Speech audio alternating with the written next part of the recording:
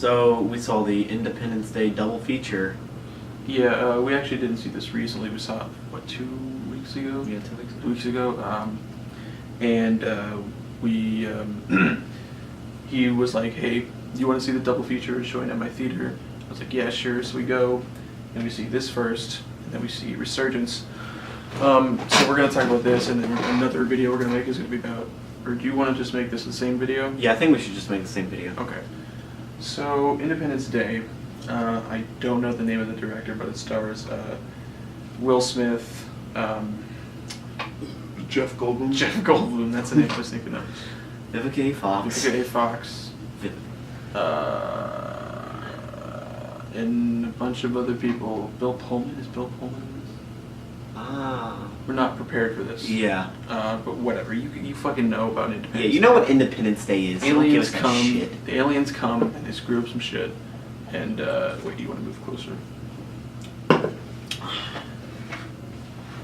Aliens come. They fuck some shit up in California, New York, France, Italy, Whole world. England. Yeah, the whole world. Just don't fucking care. And this movie is one of the most popular alien invasion / disaster movies of all time, and for good reason. It's pretty good. Some say it's a classic, but I'm not sure I agree too much. The story is pretty simple, and there's a bunch of different storylines and a bunch of different characters, and they all sort of mesh in together to create a perfect,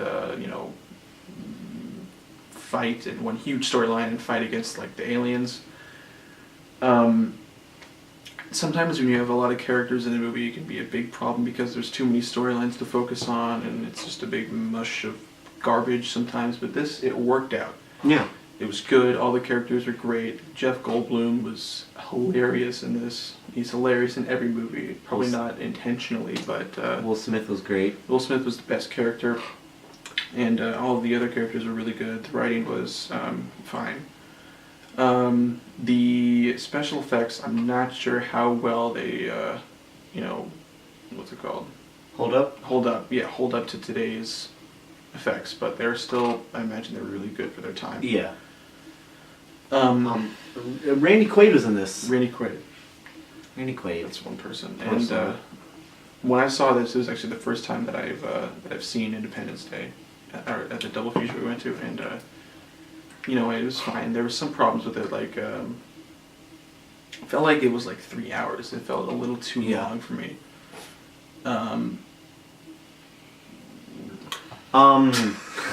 It's hard. It's kind of hard to do like a review when we haven't really touched up on anything. We're just sort of winging it right now.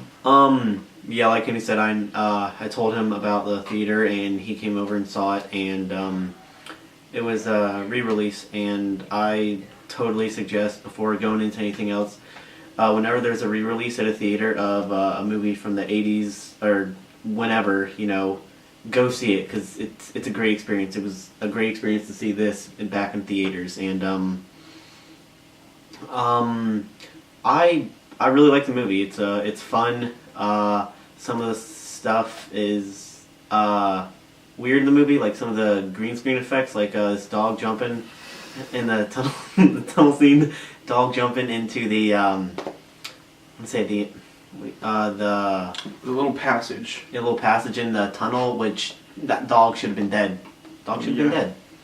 Yeah, I'm glad you said it. It is a fun movie. It's like a really mindless popcorn movie that you can watch like whenever you want. There's a lot of really good action in it, and it's fun. Yeah. It's just fun. You enjoy watching it. You enjoy not caring about, what they're saying. There's, so much like, them shooting guns or shit. It's more entertaining than, And it gets you into the mood, like when you see Will Smith hit an alien, you're like, yeah, hit that fucking alien. Yeah, it's just fun. It's fucking ass. You just enjoy watching it. It's a good time. I don't really know what else to say. A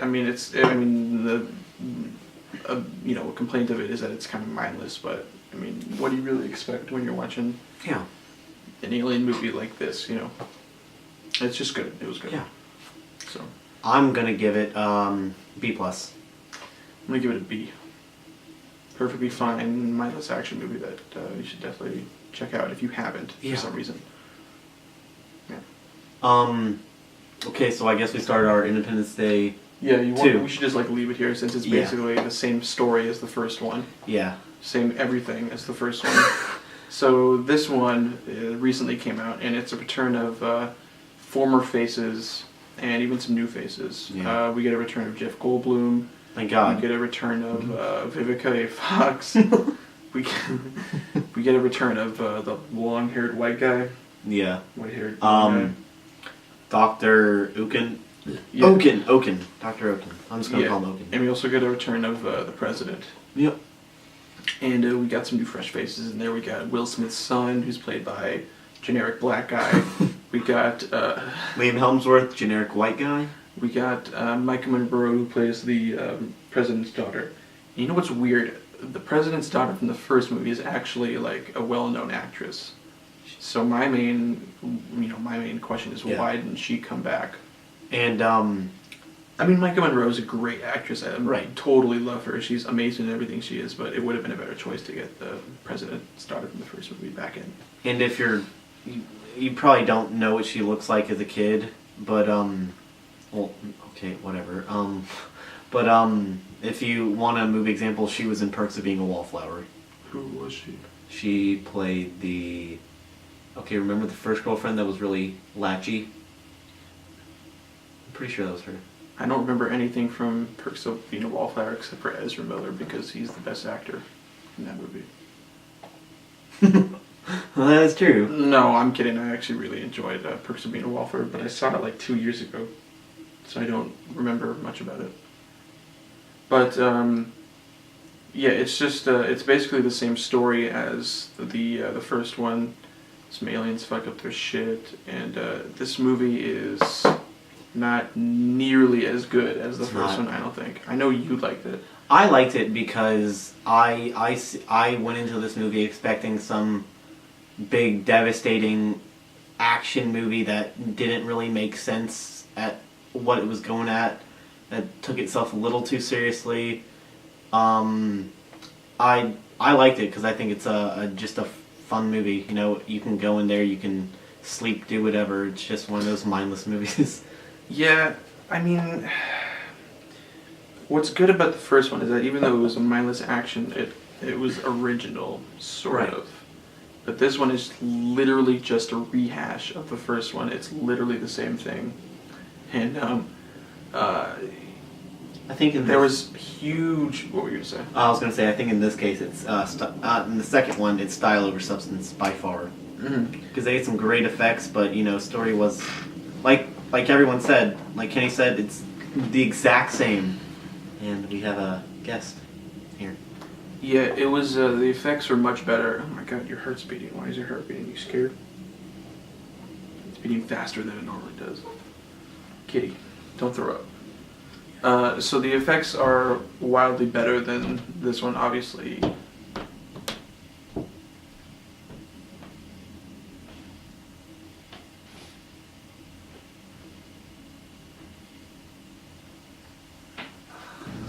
Sorry about that. We just had to edit out some parts real quick. Yeah. Well, I don't know. I don't remember what we were talking about. Yeah, we covered the actors, actresses. It's basically a rehash. It's a rehash, but the effects are much better, obviously. The special effects are actually really cool looking. Yeah. You got some shots of the of Earth, of the moon. You know, it looked nice. But one of the major problems with the movie is the unbelievable amount of huge plot holes. Yeah. One, it was 20 years from the first attack. And the first attack was basically your quintessential 1990s world, basically. You know, they had the normal technology and military and stuff, but 20 years later, somehow 20 years later, they can make a Saturn base, which by the way is not fucking possible.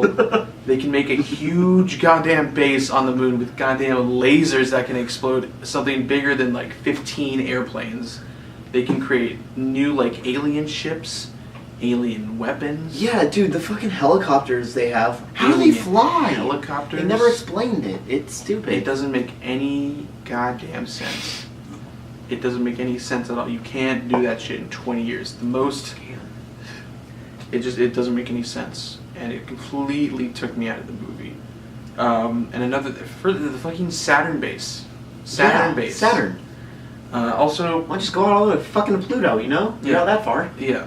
Also, another thing that I hated was Liam Hemsworth's character. Mhm. I mean, Liam is a fine actor, but he was pretty much the same thing in this movie that he always is. He's like a central badass character. He's just that one guy who can rise up to the occasion, who has Also- some beef with the other main character. Also, Chris is the superior Hemsworth.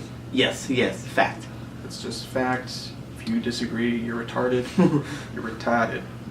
But Oh, one thing I want to talk about.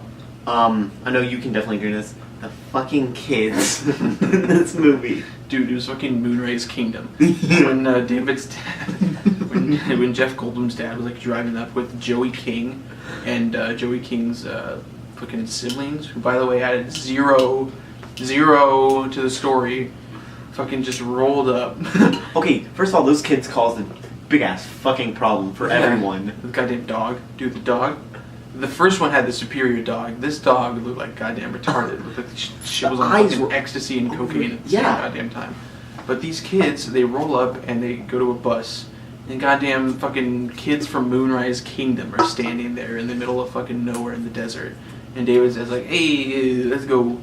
And fucking they drive up, and somehow they end up with David and Yeah. Jeff Goldblum. But they added zero to the story. They had and they had no character development. Their only purpose in the story was to save Jeff Goldblum's dad in it, which doesn't make any sense. I mean, I understand they didn't want to kill off the character, but we're gonna get into one spoiler right here. Vivica A. Fox, the mom character, Will Smith's wife in the first movie, she dies. Yep. So what was the point of having her dying, but having David's father live? Has to be nostalgia. It doesn't make any sense whatsoever. Also, David's dad didn't add anything to the story. Also, Yeah. One thing I want to add, when the giant ship was coming down and it's wrecking everything. That's one part I loved. I just love big destruction scenes. What? How? I don't get how he survived, because he's in this boat, little small boat. The ocean is like 50 stories above him, and it's just plowing down. Somehow his little tiny fucking boat gets away. and all he gets is like knocked out. Yeah. When he was like hanging from the top of his shit, and he wasn't Yeah. even in the top of his boat when the shit crashed into it. He was in the bottom, navigating. And it. I'd like to know. So somehow, while he got hit, he like flew up. Yeah. From where there wasn't even an opening. So he flew up and like around and over his ship and got stuck on something. I'd like to know how fucking Joey King and those kids got to where they were. Yeah, they're like the Deus Ex Machina of Yeah. David's dad. Oh shit, It's not bad. that actually looks nice. We're making Yeah, it that's better. not bad. Fits in with the story, with the space Yeah. story. I got a whole bunch of these. Yeah. It was just stupid. It didn't make any sense. There's a lot of shit that didn't make sense. And my biggest problem with this is, yeah, oh, that looks cool. My biggest, Okay. my biggest complaint with the movie was Will Smith was the best character from the Right. first movie. He was the coolest. He was the most badass character. Why wasn't his son the most badass character in this movie? Right. He was not the